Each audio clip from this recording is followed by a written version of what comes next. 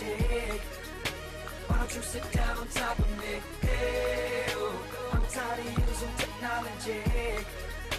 I need you right in front of me. Since it's online, what's important is that you could play with other people. So visual number one, sound number two, and I repeat, visual number one, sound number two, and graphics. Well, graphics and visual are the same thing, and interactivity with other people.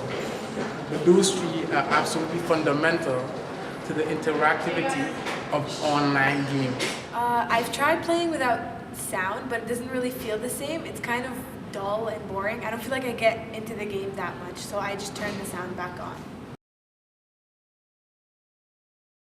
Depending on what the game is, like the graphics and stuff, the sound should kind of match up. So like if it's like a little kid's game, if the sound is not really realistic, it's not really that important. But to me, since I'm like older, I'm more engaged into like, if I were to play a really intense game and the sound's kind of not real or fake, I feel like it just doesn't match up, and then the game's just not as intense or sort of real.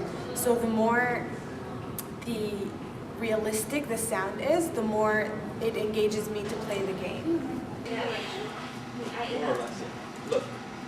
Even though you're X deluxe, look, play X0, X1. Alright, pretty much sound is important in the game because it brings a realistic aspect to the game. All the other players in them have their own set of sounds, so you know you could diversify between the players. There are different type of races in the game. They all have their own type of accents, just like in real life. Also, if you're killing bosses or anything like that, when they do spells, you can't really see them, but they have sound effects attached to them. So that's pretty much how sound makes it realistic a bit more.